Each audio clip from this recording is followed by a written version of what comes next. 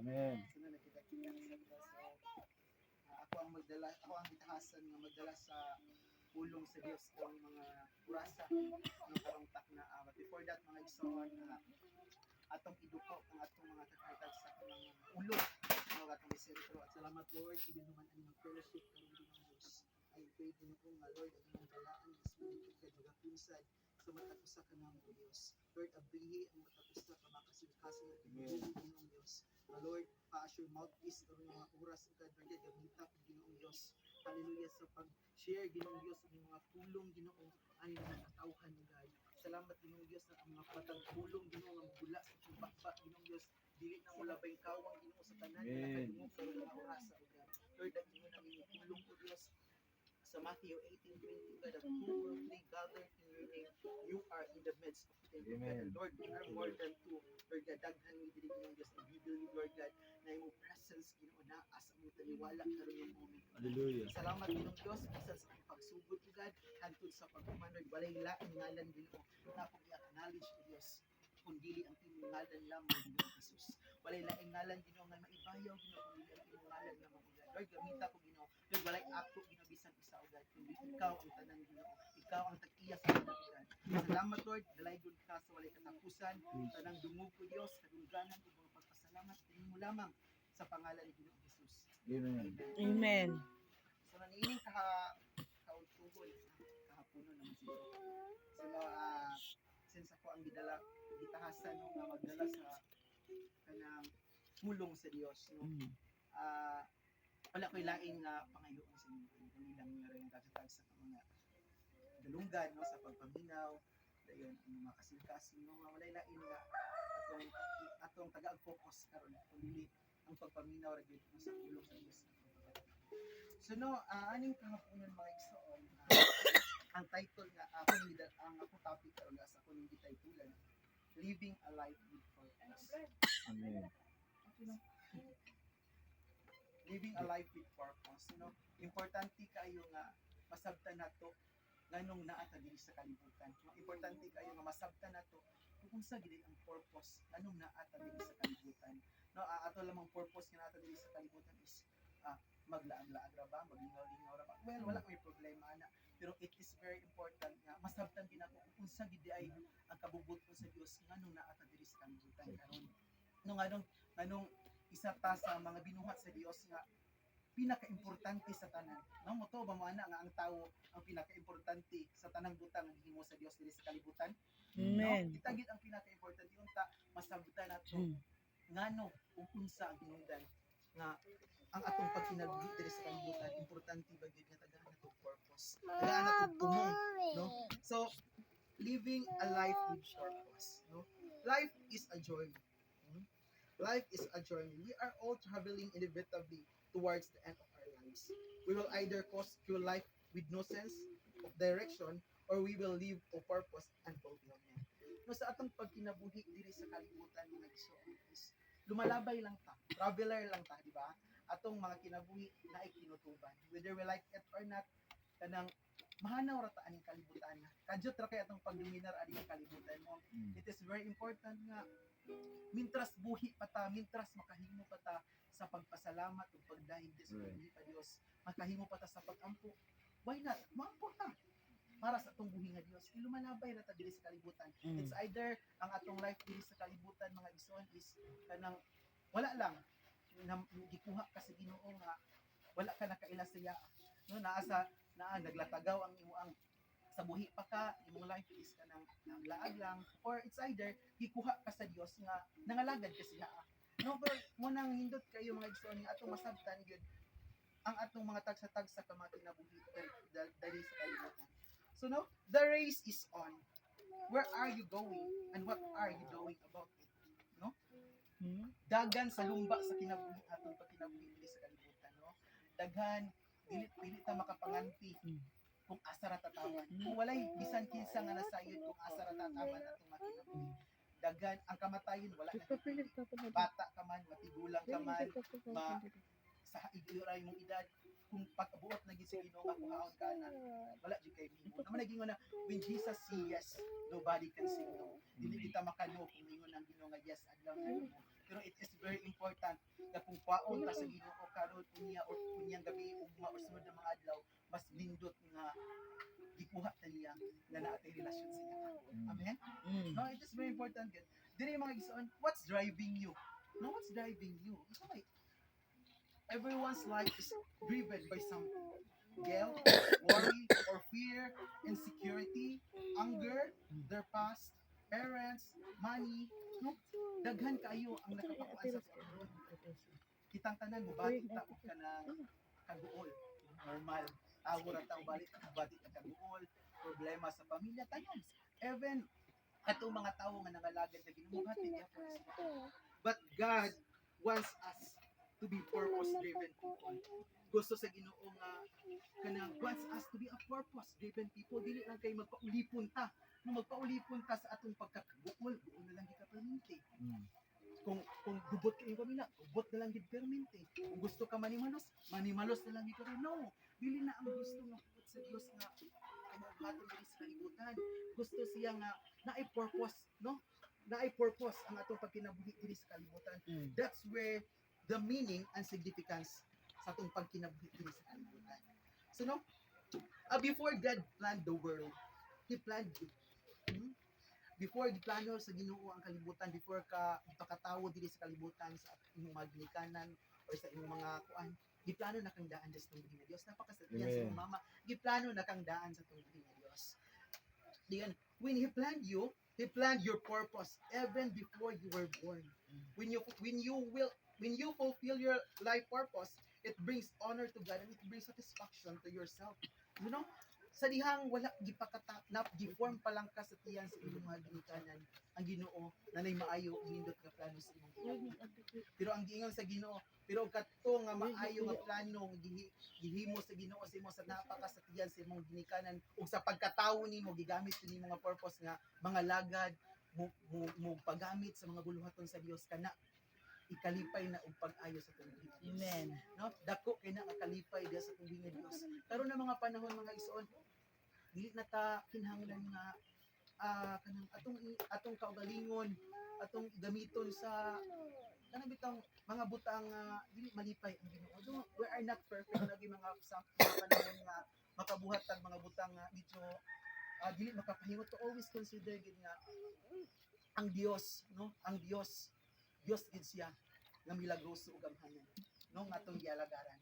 Nay mga times nga kabantay mo sa inyong pagkinabuhi diri sa kalibutan, nay mga times nga kanang mas gipasulabi pa nimo imong kaugalingon nga ano bitaw own nimo nga instinct nga without knowing nga naa ang Dios. Abot kani baton ko ni karon kay kuan mo gid imong gusto, no? Wala ka kabalo nga naa ang Ginoo. So it is very important nga masabtan gyud nato ang atong pagkinabuhi diri sa kalibutan. So no, daghang klase no sa pag daghang klase sa ato ang level sa pagkinabuhi dinhi sa kalibutan. So no diri mga igsoon naay tulo ka basic na level sa pagkinabuhi nato dinhi sa kalibutan. So first is the survival. No survival. The first level most people live in a survival mode. They get by in life. They're not really living, they're just existing. They put in their time. They never really have any major goals or major drive in life. So no survival. Kitang tanan mga igsoon. Labi na sa ato ang mga sa pagkinabuhi nato diri sa kalibutan or even sa atong household. Naay mga panahon nga mutdan ta. Too ba mo ana? Naay mga panahon nga mutdan ta. Muna isa sa mga gisgutan diri mga igsoon nga pinakauna nga it is very important nga mo survive ta ana, no mo survive ta mo padayon ta sa tanan natong mga goals in life. Ikaduha mga igsoon is after sa survival is success, no success. Most people are in the second level, no, a little higher level called the success level. Focus is on paying sa tanan nato ng mga liso. Kung makasurvive ka, ang next na level is success, no? Kung makasurvive ka na, next na level success. So ang ikatulong diri is significance. Significance is when you know why you're here on earth. You have a purpose for your life. You know that your life matters. You know that there is meaning behind what is going on in your life. People who enjoy significance know what on earth. People who enjoy significance. So after sa atong survival, natin success yung himo. Next is significance. No? Is when you know that you are here on earth, you have a purpose for your life. So no, kung masabdan nato nganong naata diri sa kalibutan, kana na kay purpose imong kinabuhi. No? Kung masabtan nato nganong naata diri sa kalibutan, kana ang atong purpose gyud is wala lain kun dili labi na Kristohano na ka, ang imong yung purpose diri sa kalibutan is mga lagad, no? Og sa dili pa pud ka unbeliever ka, ang imo pong purpose diri sa kalibutan is mabuhi, no? Maka-survive sa mga dilinis, makakaon. Mo ra gid na. Pero it is very important nga masabtan din nato kung unsa atong purpose, no? Dili lang kay naarata diri sa kalibutan kay temporary ra. Decoration na ta di sa kalibutan, matay ra ta. Di ay naa tayo purpose, and that purpose is mga lagad dito sa pagbuhi nga Dios. Amen. Though we are not here nga mag-bring ni sa among religion or sa among denomination sa kami, but naami dili ko kay gusto namo nga kita tanan makabaton tag relasyon, personal nga relasyon sa pagbuhi nga Dios. No mo na isa sa among mga goal nga kinahanglan kitang tanan. Nangandoy man ta nga matubang ta sa Ginoo, ba? Nangandoy ta na makapuyo ta sa gingharian sa Ginoo. Kauban niya sa walay katapusan. Mo na rason nga nung nangalagad na sa Ginoo. Mo na rason nga nung gusto ta nga ma-feel nato ang presence of Lord every now and then. Amen? Amen. So, dili na po sila ing bahin mga igsoon. How to live a purpose-driven life. Unsa man di pagtuyo? Kung kailangan gid nga purpose-driven life. So, purpose flows out of values. So, no, decides what's important. Okay? Purpose flows out of us. Every time we make a decision in life, no, every time we make a decision in life, we are filtering that their decision through our values read. Whether we're conscious or of it or not. No, values affect everything we do. We all have values, but often we have clarified them or examined them. Where do you get your values from? So no, where do you get your values from? We pick them up from our parents, magazines, books, music we listen to, from the society in general. Today, one of the ways we pick up our lives is through the media, especially television. So no, diri sa kalibutan mga igsoon, ang atong mga kinaiya, no? Daghan tag mga klase-klase nga mga values. It's either na-adapt nato na siya sa atong ginalantaw daily. Like for example, sa Facebook, kung atong paano ang Facebook, daghan kaayo mga nindot, daghan pud ang dili mga nindot dito nga atong scroll sa timeline, di ba? Dayon, it's either sa gisgutan diri nga sa people nga nagpalibot sa imo, kabantay mo na kung nagkabantay mo nga if naa ka nagpuyo anak nga certain nga panimalay, niya kana sila nga mga panimalay is kana wala nagsimba, gubot perminti, sige pamalikas ang mama ang mga ginikanan. Ang anak, di ba kabantay mo? Sige po silang pamalikas. Nga naman, mo na ilang nasunod sa inyong ginikanan, tungod kay mo na ang naa dito. Oo, mo na. Mo nang it is very important mga igsoon nga ang Bible nag-ingon, but the Bible tells us that the values of the world are very well known and they have not changed. No? Ang mga values diri sa kalibutan nga atong mga encounter is mo nagikay na ng pagpamalikas. Bisan asa nga lugar, daghan kayo makadungog sa ana. But we are going to get our values in from one of two places, the world or the word. No? The Bible. You will get your values in life from either culture or Christ. No? Sa naay mga values nga atong makuha, no? Anay mga values nga atong makuha is either sa culture, sa mga tao nga nagpalibot sa imo sa imong kinaiyan, anay uban nga kanang imong pagkahimalikas, ma-adapt nimo na sa mga tao nga nagpalibot sa imo ug kana pong imong every time madasmag ka ug Kristohanon ka, di ba? Jesus ni man. Tungod kay na-adapt na niya sa na siya diya sa church, community siya ga church. Manay pinakanindot gid kayo nga masabtan lagi nato sa atong purpose diri sa kalibutan. Amen. So no, diri sa 1 John, no, isay na Bible. Isay na mga Bible, nagdala ba tanan og Bible at Rose? Sige. 2:15-16. Wala di Ross. Paliw ko basa Rose. First 1 John 12:15 palulong sa 16. Tumoy. Sige, basa isay nakaabli sa Repeat na sa Revelation. 1 First John 2:15 pa rin. Musig dyan na yung basa. 2:16. Unya sa Jesus naghimong latigo nga First John, ha? Dyan. Sa First last, John lang. sa last row, sa kapita sa Revelation dapit. First. Okay, ako na lang sa ibasa mga igsoon. Sunod sa Peter. So, gayon diri mag ayaw ninyo higugmaa ang kalibutan o bisag unsang iya sa kalibutan. Kung higugmaon ninyo ang kalibutan, wala kayo mahigugma sa amahan.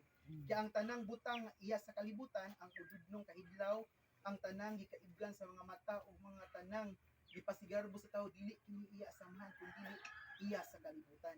Ang kalibutan ug ang tanan nga anaani ini nga gikaibgan sa mga tawo, mga hanaw apan ang nagbuhat sa kabuton sa Dios magpabiling buhi hangtod sa kanturan. Amen. So no, amen. Nag-ingon ang pulong sa Dios diri no nga do not love the world, no? The lust for physical pleasure, the ambition to buy everything that appeals to you, and the pride that comes from the wealth and importance. These are not God, no, but from the world.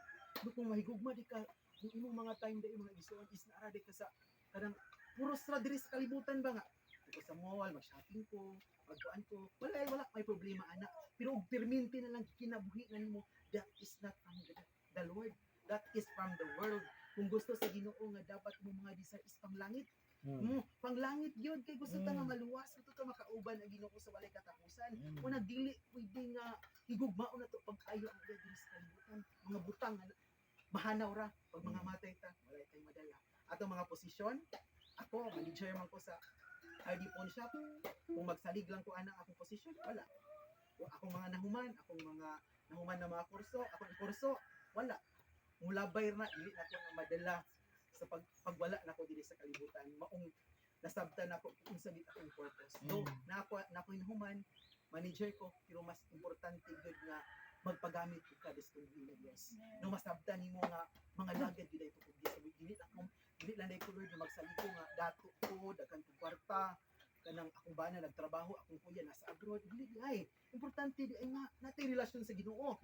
Mga lagad gid ta sa tungbuhi nga Dios mga igsoon. Pleasure, no gisgutan diri mga igsoon. Pleasure is one of the three primary values, no, in this world. Kung mangutana ka sa daghan mga tao diri sa kalibutan, mao gini, no, pleasure. Next mga igsoon, positions, no, the ambition to buy everything, no, that appeals you. Our society is consuming clothes, cars. Pabantay mo mga igsoon sa mga trend karon kanang wala may problema ana, no, kung sa ang uso dapat kung naka-crop top ka halos sa gid mga batanon karon crop top lumagabantay mo kung sa una nga mga panahon ang mga cellphone is kanang walay camera, no, karon nanay kamera pwede na mag-selfie pero tagaan ni mong bata karon ug walay camera nga cellphone. Do you think mudawat siya anak katong mga kipa dili tuod ang uso karon nana ang mga kanwel wala may problema na ang importante nga jud kay relasyon niya sa pagbuhi nga Dios. Wala ginay problema kung mukuan ka importante nga naa kay relasyon diya sa pagbuhi nga Dios. Next is prestige, no? Or power or position or popularity in our world. Image is everything. We're very status conscious. We want people look up to us. We want people to think we're important and successful and we have value. So no, or power or position or popularity in our world. So no, ang atong pagka kanang ilado, no? Mga igsoon, dili wala may problema. Kana imong pagkahalang doon bitaw. Lugar for example, si Jetma Kasagan, kung ano na anak man na siya ni Mayor sa Iligan. Dili na garanti mga igsoon. Dili daw garanti nga anak mo kag Mayor. Do diri sa kalibutan lang nga kuan kay tanan kanang kung once man ka nang lugar kanang welcome kay ka anak ka ni Mayor. Pero kung maghisgot tag panglangit patas gid ta tanan no atubangan sa Dios. Patas ta tanan atubangan sa Dios, walay dato, walay libre. Parihara ta atubangan sa Dios. But blessed are those people nga naay relasyon sa Dios.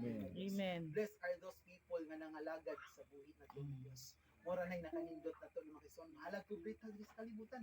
Basta kay dato ta atubangan sa Dios. Amen. No bahalag na mga times na mag-struggle tadi sa mga walang wala na ta. Pero ayaw ka wala og paghaon. ayaw ka walag paglaon kay ang Dios dili na ko pasagad siya samutag nangalagad ka sa tiuray buhi na to nga Dios. No ana din Romans Roma 12:2.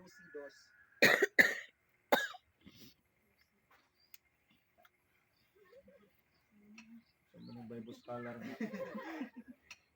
Na pressure. Roma, pamilya din mo. Ada Roma. Kung siya mabrihan mo, kabalo na pang sisunod. 12:2.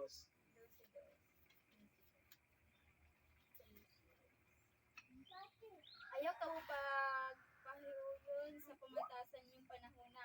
Pagbago hinuon sa Dios ang inyong kagalingon pinaagi sa pagbago sa inyong hunahuna aron masayran ninyo ang kabubuton sa Dios unsay maayo hingpit ug makapahimuot kanimo. Amen. So nag-ingon ang pulong sa Dios sa Romans 12:2. No, do not conform any longer to the pattern of this world, no, but be transformed by renewing of your mind. Then you will be able to test and approve what God's will is. His good, pleasing, and perfect will. No? Ayaw ka mong pagpahiuyon kung sa uso diri sa kalibutan. No, sa atong pagkinabuhi diri sa kalibutan karon no challenging Kristiyanon. No, challenging ni kayo. Even sa mga Kristohanon or even sa kanang mga bangkuhay pa lamang. Challenging kayo na atong pagkinabuhi diri sa kalibutan. Nay panahon nga di ba kabantay mo nga kung na event like for example diri sa Akmak na disco diri sa aning nga lugar halos tanang mga batan-on na dito tanan ng disco tungod kay mo nay event ani nga barangay but ingon di ang Ginoo nga Israel do not conform no do not conform any longer to the pattern of this world. Amen. Ala dili ay pwede nga magpahiuyon ta kung sa uso nga naa diri sa kalibutan kailangan pinasahi ta. Pag Amen. pinasahi ta mo stand ta mo barog ta dias nung nga Dios nga una kay mga friend nga mga kuan pa pinigsun kay adto dira kay ingon ang Ginoo do not conform to the pattern of this world. Kailangan magpakita nato nga lahi ta sa ilaa. Kristohanon ta nakaila ta sa Ginoo natay Dios nga gialagaran dapat kita mo uban ana nila. No? Dili nato sayangan ang kaluwasan ng atong nabatunan. No, dili nato sayangon no ang kaluwasan ng atong nabatunan sa tubuhi nga Dios. Dapat we stand for Jesus no matter what.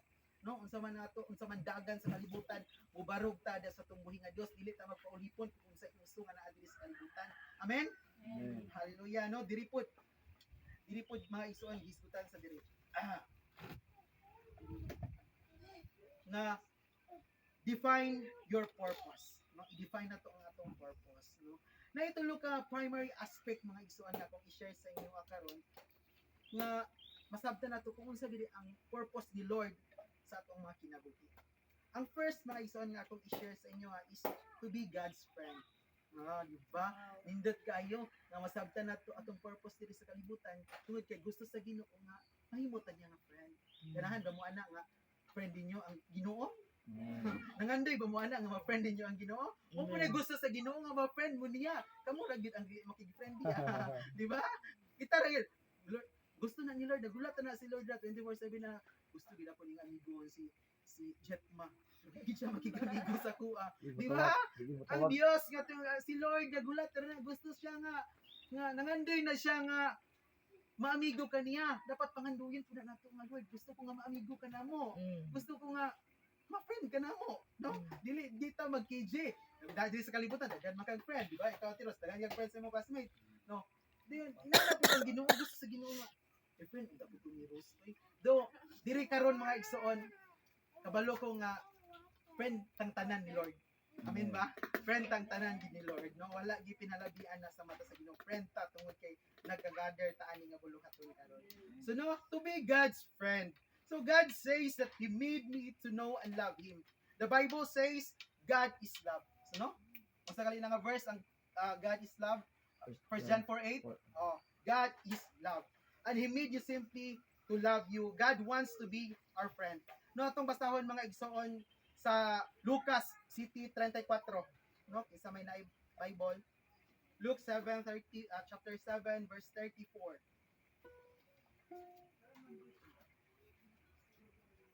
Ano yung nakakuan? 7:34 pastor. 7:34. Oh yeah. Naparito ang anak ng tao ng kumakain at umiinom at inyong sinasabi, narito ang isang matakaw na tao at isang mag-iinom ng alak, isang kaibigan ng mga maniningil ng buwis at ng mga makasalanan. Tagalog ka is mo yan, Wilson. Basta na, mas ginisaya na, basta na. Dili sa Taga Bisaya. Manila, ano na siya. Tagalog kayo. Todo. Niani ang anak sa tawo ug siya mikaon ug miinom. Unya miingon na usab kamo.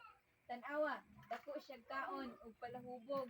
Higala pa gid siya sa mga maniningil sa buwis o mga makasasala. Doon, diri po sa John 15, no? 13, padulong sa 15. Isa may nagbasa na. Wala, Bisaya na yan. Yan, Oo, 13, padulong sa 15. ang labing dakong gugma nga ikahatag sa usa ka tawo ngadto sa iyang mga higala mao ang paghatag sa kaugalingon niyang kinabuhi